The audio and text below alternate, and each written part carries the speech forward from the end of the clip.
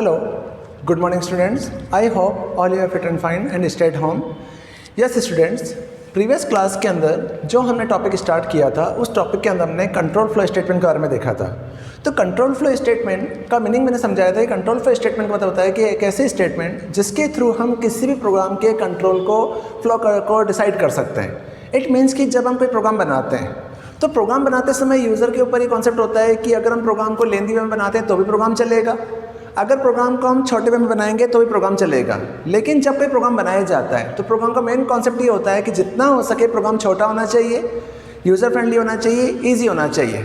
अगर प्रोग्राम की कॉम्प्लेक्सिटी बड़ी है और प्रोग्राम काफ़ी टफ है, बड़ा है, तो उस केस में प्रोग्राम को एक्सेस करने में काफ़ी टाइम कंज्यूम होता है। लेकिन उसी प्रोग्राम को अगर हम सक्सेसफुल ऑर्डर में या सिस्टमेटिक ऑर्डर में डिफाइन करना चाहते हैं और सक्सेसफुली रन कराना चाहते हैं तो रन कराने के लिए हम प्रोग्राम के अंदर कुछ कंट्रोल फ्लो स्टेटमेंट का यूज करते हैं जिसे हम मेन कंट्रोल स्टेटमेंट्स कहते हैं। उन्हीं स्टेटमेंट में मैंने आपको बताया था कि स्टेटमेंट बेसिकली 3 टाइप की होती है, जिनमें सबसे पहले स्टेटमेंट आती है उसे हम कहते हैं ब्रांचिंग स्टेटमेंट। सेकंड जो स्टेटमेंट आती है उस स्टेटमेंट को हम कहते हैं लूपिंग स्टेटमेंट, और थर्ड जो स्टेटमेंट आती है उसे कहते हैं जंपिंग स्टेटमेंट।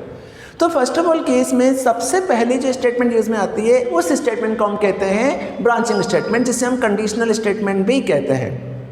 तो बेटा ब्रांचिंग स्टेटमेंट का मतलब ये है कि ऐसी स्टेटमेंट कि जब हम एनी टू ऑपरेंड या एनी टू वेरिएबल के बीच में कोई कंपैरिजन करना चाहते हैं या कोई कंडीशन चेक कराना चाहते हैं तो कंडीशन चेक करने के लिए जिस स्टेटमेंट का यूज़ हम करते हैं उस स्टेटमेंट को हम कहते हैं ब्रांचिंग स्टेटमेंट या फिर कंडीशनल स्टेटमेंट। देन हमने लास्ट क्लास के अंदर देखा था कि जब हम ब्रांचिंग स्टेटमेंट का यूज करते हैं तो उस स्टेटमेंट के अंदर सबसे इंपॉर्टेंटली एक स्टेटमेंट यूज में आती है, उस स्टेटमेंट को हम कहते हैं इफ स्टेटमेंट। कि जब आप ब्रांचिंग स्टेटमेंट या कंडीशन स्टेटमेंट का यूज करते हैं तो कंडीशन स्टेटमेंट के अंदर सबसे इंपॉर्टेंटली किसी भी सिचुएशन को सॉल्व करने के लिए, किसी कंडीशन को चेक कराने के लिए एक स्टेटमेंट यूज में आती है, उस स्टेटमेंट को हम कहते हैं इफ स्टेटमेंट। जब हम इफ स्टेटमेंट का यूज करते हैं तो मैंने आपको बताया था कि इफ स्टेटमेंट एक कंडीशनल स्टेटमेंट है। इट मीन्स कि इसका रिजल्ट हमेशा ट्रू या फॉल्स के बेस पर जनरेट किया जाता है। कि जैसे आज मान लिया कि मैंने यहाँ पर x नेम का वेरिएबल लिया और यहाँ पर y नेम का वेरिएबल और लिया। अब मैंने x नेम के वेरिएबल के अंदर 100 पास कर दिया और यहाँ पर y नेम के वेरिएबल के अंदर 200 पास कर दिया।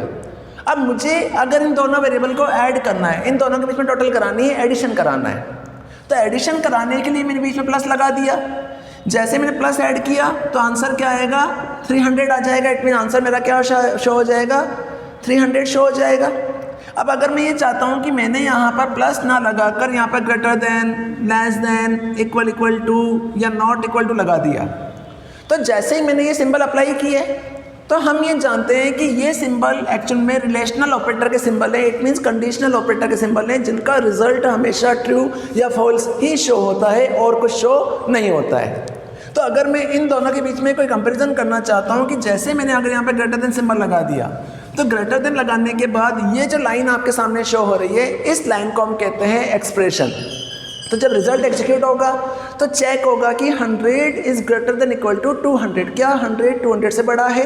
अगर 100 200 से बड़ा होगा तो आंसर ट्रू आ जाएगा, अदरवाइज आंसर क्या आ जाएगा, फॉल्स आ जाएगा।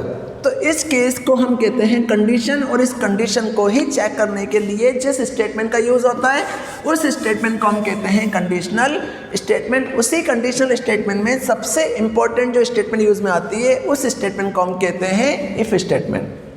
देन हमने देखा था कि जब आप इफ स्टेटमेंट का यूज करते हैं तो इफ स्टेटमेंट के अंदर सिचुएशन के अकॉर्डिंग, वैल्यूज़ के अकॉर्डिंग, रिक्वायरमेंट के अकॉर्डिंग इफ स्टेटमेंट को फर्दर रिक्वायरमेंट के बेस पर 4 सेक्शन में डिवाइड किया हुआ है कि इफ स्टेटमेंट जो होती है वो फर्दर 4 टाइप की होती है। उनमें बेटा सबसे पहली स्टेटमेंट आती है सिंपल इफ, जो मैंने प्रीवियस क्लास में पढ़ाई थी। इसके बाद नेक्स्ट आती है इफ एल्स, थर्ड आती है नेस्टेड इफ, और फोर्थ होता है एलिफ स्टेटमेंट।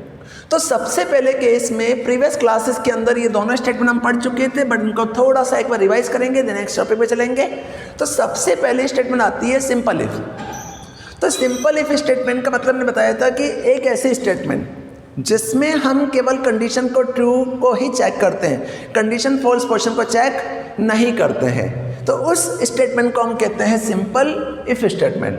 कि इट मीन्स कि जब मैंने पढ़ाया था मैं बताया था कि सिंपल इफ स्टेटमेंट का मतलब होता है कि ऐसी कंडीशन जिसमें ओनली फॉर किसी कंडीशन का सिर्फ ट्रू ब्लॉक ही एग्जीक्यूट होता है, फॉल्स ब्लॉक एग्जीक्यूट नहीं होता है, तो उस स्टेटमेंट को हम कहते हैं simple if statement. For example कि जब आप सिंपल इफ स्टेटमेंट का यूज करते हैं तो सिंपल इफ स्टेटमेंट का जो सिंटेक्स होता है उस सिंटेक्स में सबसे पहले हम इफ़ कीवर्ड लगाते हैं। इफ़ कीवर्ड लगाने के बाद यहाँ पर हम एक्सप्रेशन लिखते हैं कि हमें क्या एक्सप्रेशन चेक करानी है, और एक्सप्रेशन चेक होने के बाद यहाँ पे कॉलन सिंबल अप्लाई किया जाता है।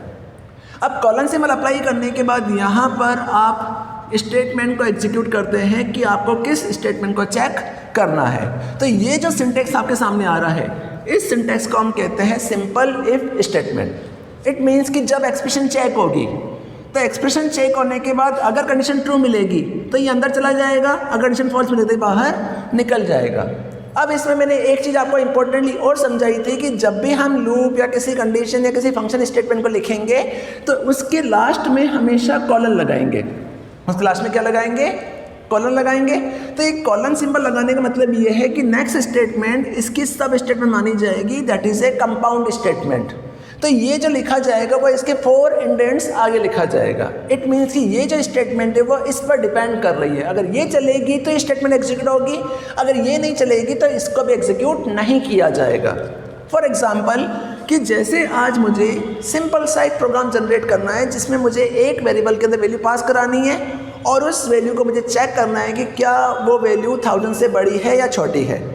तो मैंने इस चीज़ को बनाने के लिए एक एग्जाम्पल बनाया। इस एग्जाम्पल के अंदर मैंने यहाँ पर x नेम के वेरिएबल के अंदर 100 पास कर दिया, और 100 पास करने के बाद मैंने यहाँ पर इफ़ कंडीशन लगाई, if x is greater than equal to 1000। मैंने यहाँ चेक करा लिया कि if x is greater than equal to 1000, क्या x 1000 से बड़ा है? अगर x 1000 से बड़ा है तो मैंने प्रिंट स्टेटमेंट के अंदर मैसेज पास कर दिया x इज़ ग्रेटर। मैंने मैसेज क्या पास कर दिया? x is greater. तो ये मेरा सिंपल सा एक प्रोग्राम बन गया। अब प्रोग्राम चलेगा कैसे? तो बेटा इस प्रोग्राम के अंदर सबसे पहले क्या होगा? सबसे पहले यहाँ जाएगा interpreter x equal to 100। It means x में क्या पड़ा हुआ है? 100 पड़ा हुआ है। 100 होने के बाद नीचे गए, हमने कंडीशन चेक कराई कि हमें ये चेक करना है कि x में जो वैल्यू हम पास कर रहे हैं वो वैल्यू 1000 से बड़ी है या छोटी है। अगर 1000 से बड़ी है तो प्रिंट हो जाए, अगर नहीं है तो बाहर निकल जाए। तो इस केस के लिए हमने x इक्वल टू 100 पास किया, देन इफ कंडीशन लगाई, if x is greater than equal to 1000, x 1000 से बड़ा है, कंडीशन इज फॉल्स। फॉल्स होने पर अंदर जाएगा नहीं, डायरेक्टली बाहर निकल जाएगा। इसका मतलब आंसर कुछ भी नहीं आएगा, नील आंसर आएगा, नन आंसर आएगा, क्योंकि मैंने आपको कहा था कि that is a simple if statement. तो इस सिंपल इफ स्टेटमेंट के अंदर केवल कंडीशन का ट्रू पोर्शन ही चेक होता है, फॉल्स पोर्शन चेक नहीं होता है। अगर कंडीशन ट्रू मिलेगी तो अंदर घुसेगा, अगर फॉल्स मिलेगी तो बाहर निकल जाएगा। तो इस स्टेटमेंट को हम कहते हैं सिंपल इफ स्टेटमेंट।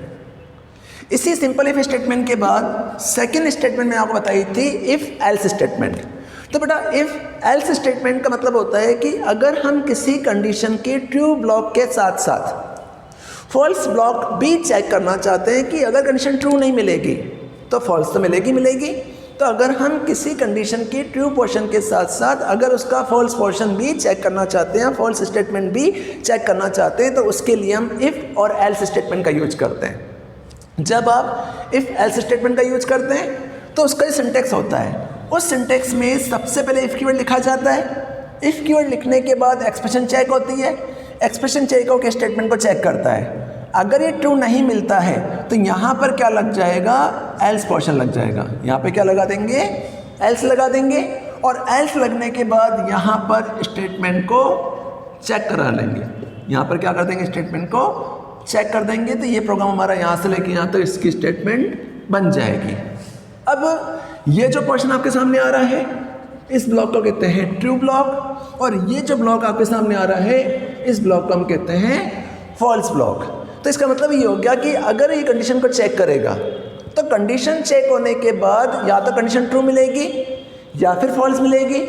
अगर कंडीशन ट्रू मिलती है तो ये ट्रू स्टेटमेंट को चेक कर लेगा। अगर कंडीशन ट्रू नहीं मिलेगी तो ये इसके एल्स पोर्शन में जाएगा और एल्स पोर्शन में जाके फॉल्स स्टेटमेंट को चेक कर लेगा। इसका मतलब ये हो गया कि ये जो ब्लॉक आपके सामने आ रहा है that is a false block, कि कंडीशन के फॉल्स होने पर उस फॉल्स ब्लॉक को चेक किया जाएगा, that is a if else statement. अगर इसे प्रोग्राम के थ्रू समझते हैं तो प्रोग्राम के थ्रू समझने के लिए बेटा हमने चेंज ये कर दिया कि यहाँ पर हमने केस चेक कराया कि अगर कंडीशन ट्रू मिलती है तो ट्रू पोर्शन चेक होना चाहिए। अगर हम चाहते हैं कि ट्रू के साथ साथ फॉल्स भी चेक होना चाहिए तो फॉल्स के लिए हमने कुछ भी नहीं किया, यहाँ पे जाके एल्स कीवर्ड लगा देंगे, कॉलन लगाएंगे और यहाँ जाकर प्रिंट मैसेज, जो भी मैसेज आप देना चाहते हैं, जो भी रिक्वायर्ड मैसेज आप देना चाहते हैं वो मैसेज दे देंगे। तो मैंने यहाँ मैसेज दे दिया x इज़ नॉट ग्रेटर, ये मेरा प्रोग्राम बन गया। अब प्रोग्राम चलेगा कैसे? तो इस प्रोग्राम को चलाते समय मेन जो इसका लॉजिक कॉन्सेप्ट है वो यहाँ से लेके यहाँ तक चल रहा है। तो प्रोग्राम कैसे चलेगा? फर्स्ट केस में x वेरिएबल के अंदर हमने 100 पास किया, इट मीन्स इनिशियलाइजेशन कर दिया x को 100 से। x में क्या पड़ा हुआ है? 100 पड़ा हुआ है।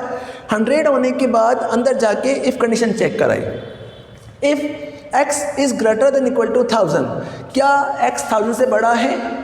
अगर x 1000 से बड़ा है तो कंडीशन ट्रू मिलेगी, अंदर जाएगा। अगर कंडीशन फॉल्स मिलती है तो नीचे चला जाएगा, एल्स पोर्शन में चला जाएगा। तो अभी x में क्या पड़ा हुआ है? 100। तो चेक कराया कि 100 is greater than equal to 1000, 100 is greater than equal to 1000, condition is false. तो फॉल्स होने पर यहाँ जाएगा ही नहीं, डायरेक्टली कहाँ जाएगा? एल्स पोर्शन में जाएगा। एल्स पोर्शन में जाने के बाद यहाँ जाकर मैसेज दे दिया x इज़ नॉट ग्रेटर, तो आंसर क्या आ जाएगा? x is not greater. तो इसे कहते हैं इफ़ एल्स स्टेटमेंट। अगर मैं यहाँ पर ग्रेटर देन की जगह लेस देन डाल दूँ, अगर मैंने यहाँ पर ग्रेटर देन की जगह पर लेस देन डाल दिया तो जैसे ही मैंने लेस देन पास किया तो लेस देन पास करने के बाद कंडीशन चेक हो रही है कि x is less than equal to 1000, क्या x 1000 से छोटा है? कंडीशन इज़ ट्रू, ट्रू मिलते अंदर आएगा, यहाँ जाकर क्या प्रिंट कर देगा? x is greater. तो x क्या है? इससे स्मॉलर, मैसेज चेंज कर देना, x इज़ स्मॉलर, तो मैसेज आ जाएगा यहाँ पे जनरेट। तो इस स्टेटमेंट को हम कहते हैं इफ़ एल्स स्टेटमेंट, जिसे हम प्रीवियस क्लासेस के अंदर भी देख चुके हैं। लेकिन बेटा इसी कॉन्सेप्ट के केस में मैंने आपको कहा था कि इन प्रोग्राम्स को आप एक बार खुद घर पे सिंपल बेस पर ट्राई करेंगे और कंडीशन के बेस पर इन्हें चेक करेंगे। अब इस स्टेटमेंट को पढ़ने से पहले मैं आपको एक सिंपल सा इवन ऑड नंबर का प्रोग्राम बताना चाहता हूँ जो मैं इफ़ कंडीशन के थ्रू चेक करना चाहता हूँ। उस प्रोग्राम के बाद हम हमारी नेक्स्ट स्टेटमेंट पढ़ेंगे जो हमें यूज करनी है। मैं एक एग्जांपल एक्सप्लेन कर रहा हूँ कि जब हम इफ़ एल्स स्टेटमेंट का यूज करते हैं तो उस स्टेटमेंट का यूज करते हुए हमें एक एग्जांपल बनाना है कि हमें एक नंबर इनपुट कराना है और उस नंबर को चेक करना है कि क्या वो नंबर इवन है या ऑड है। कि हमें एक नंबर इनपुट कराना है, उस नंबर को चेक करना है कि क्या वो नंबर इवन है या ऑड है। तो अगर इवन है तो इवन नंबर प्रिंट हो जाए, अगर ऑड है तो ऑड नंबर प्रिंट हो जाए।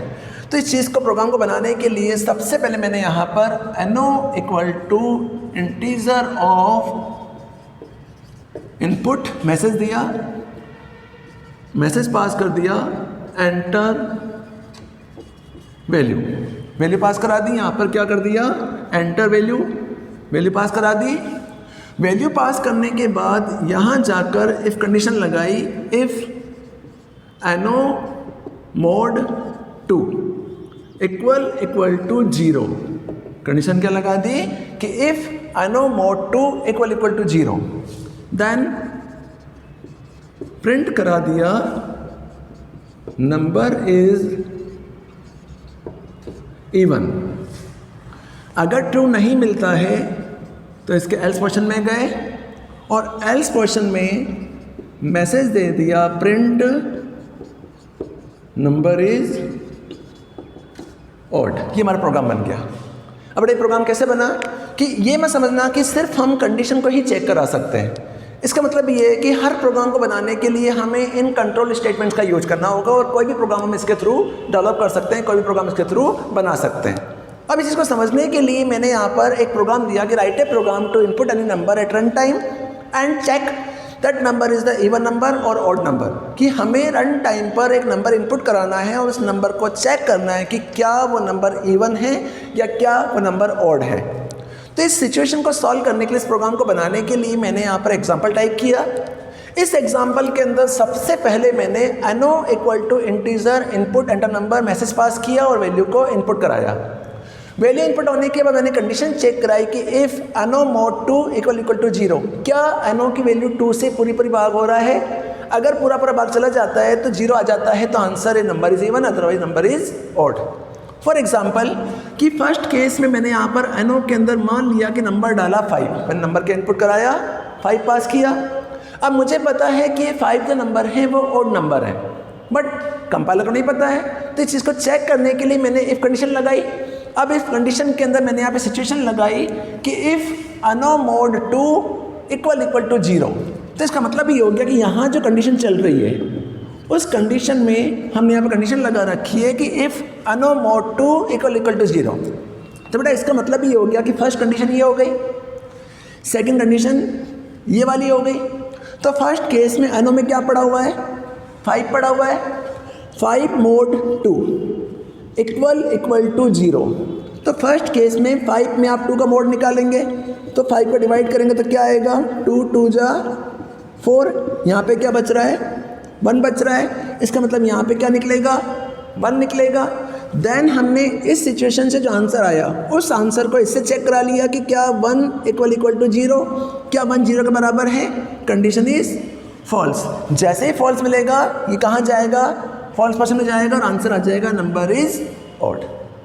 इन केस ऑफ अगर हम नंबर टाइप करते हैं इसके अंदर 6, अगर मैं नंबर डाला इसके अंदर 6, तो जैसे ही मैंने 6 डाला तो 6 डालने के बाद यहाँ जाएगा और मैंने 6 का मोड निकाला, 2 3 जा 6, यहाँ पे क्या बच रहा है, 0 बच रहा है। तो इस वाले केस में अगर यहाँ पे मैंने 6 का मोड निकाला तो 6 में 2 का डिवीजन निकालने के बाद रिमाइंडर क्या आ रहा है, 0 आ रहा है। तो यहाँ पर क्या निकलेगा, 0। तो 0 equal to 0 condition is true. तो जैसे ही ट्रू मिलेगा तो ये कहाँ चला जाएगा, ट्रू पोजीशन में जाएगा और आंसर क्या आ जाएगा, नंबर इज E1। तो ये हमारा एक सिंपल सा प्रोग्राम है जिस प्रोग्राम के अंदर हम E1 और ऑड नंबर को चेक करा रहे हैं कि हम एक नंबर इनपुट करा रहे हैं, उस नंबर को चेक कर रहे हैं कि क्या वो नंबर E1 है या क्या वो नंबर ऑड है। तो इस प्रोग्राम को हम कहते हैं E1 एंड ऑड का प्रोग्राम। तो इस तरह से इस प्रोग्राम को आप ट्राई करेंगे और इसे एक बार बना के देखेंगे, तभी आपको कॉन्सेप्ट क्लियर होगा। That is a simple if else का प्रोग्राम है। इसी तरह से कुछ प्रोग्राम्स मैं आपको और दूंगा जो आप ट्राई करके इन्हें सॉल्व करेंगे और इस कॉन्सेप्ट को समझेंगे। अब बेटा ये तो हुई हमारी सिंपल इफ और if else statement. Simple if और इफ एल्स स्टेटमेंट के बाद हमने यहाँ तक रीड आउट कर लिया था। इसके बाद हमारी थर्ड स्टेटमेंट आ रही है, उस स्टेटमेंट को हम कहते हैं नेस्टेड इफ स्टेटमेंट, जो हमें पढ़नी है। तो नेस्टेड इफ स्टेटमेंट का मतलब क्या होता है, तो नेस्टेड इफ स्टेटमेंट का मतलब होता है कंडीशन के अंदर कंडीशन। नेस्टेड का मतलब होता है कंडीशन के अंदर कंडीशन। फॉर एग्जाम्पल कि जैसे हमने अभी सिंपल इफ का यूज किया तो आपने एक चीज़ नोट की कि सिंपल इफ के अंदर ओनली फॉर ट्रू पोर्शन चलता है, फॉल्स पोर्शन नहीं चलता है। अगर हम चाहते हैं कि ट्रू के साथ फॉल्स भी चले तो हम इफ एल्स का यूज करते हैं। तो इसका मतलब ये हो गया कि आज मेरे पास x और y दो वेरिएबल हैं। अगर मैं x और y दोनों को कंपेयर करना चाहता हूँ कि क्या x y से बड़ा है, क्या x y से छोटा है, तो मैं इन दोनों के बीच में less than, equal to, greater than, not equal to, acceptor लगा दूंगा तो मेरा प्रोग्राम चल जाएगा। बट अगर मैं 2 की जगह तीसरा वेरिएबल और ले लूँ, तो अगर मैं 2 वेरिएबल पे कंपैरिजन करता हूँ तो या तो x y से बड़ा होगा या फिर y x से बड़ा होगा, या दोनों बराबर होंगे या दोनों बराबर नहीं होंगे। तो मेरा आंसर या तो ट्रू आएगा या फिर फॉल्स आएगा। बट इन केस ऑफ अगर मेरे पास 1 2 की जगह 3 वेरिएबल है और मैंने आपको कहा कि मुझे 3 वेरिएबल के बीच में कंपैरिजन करना है कि इन तीनों में से सबसे बड़ा नंबर कौन सा है, तो इस चीज़ को चेक करने के लिए मुझे सबसे पहले x को y से कंपेयर करना होगा, देन मुझे y को z से कंपेयर करना होगा। इसका मतलब ये हो गया कि मुझे पहले x को y से कंपेयर करना होगा, देन x को z से कंपेयर करना होगा, देन y को x से कंपेयर करना होगा, y को z से। इट मीन्स हर नंबर अपने आप में एक दूसरे से कंपेयर होंगे। तो इस प्रॉब्लम को सॉर्ट आउट करने के लिए हम थर्ड स्टेटमेंट का यूज करते हैं। उस थर्ड स्टेटमेंट को हम कहते हैं नेस्टेड इफ। तो नेस्टेड या नेस्टिंग, तो नेस्टिंग या नेस्टेड का मतलब है कंडीशन के अंदर कंडीशन, कि जब एक कंडीशन पर दूसरी कंडीशन डिपेंड करती है कि अगर पहली कंडीशन चलेगी तो दूसरी कंडीशन चलेगी, अगर पहली ही नहीं चलेगी तो दूसरी भी नहीं चलेगी। तो उस सिचुएशन को हम कहते हैं नेस्टेड इफ सिचुएशन। कैसे यूज करते हैं चीज़ को समझने के लिए फर्स्ट ऑफ ऑल केस में मैं नेस्टेड इफ स्टेटमेंट का सिंटेक्स बना रहा हूँ। बेटा सिंटेक्स समझ में आ जाएगा तो आपको प्रोग्राम भी समझ में आ जाएगा, कॉन्सेप्ट समझ में आ जाएगा। तो नेस्टेड इफ का जो सिंटेक्स होता है उस सिंटेक्स में सबसे पहले हमने यहाँ पर इफ कीवर्ड लगाया। इफ कीवर्ड लगाने के बाद यहाँ पर एक्सप्रेशन को चेक कराया। Expression condition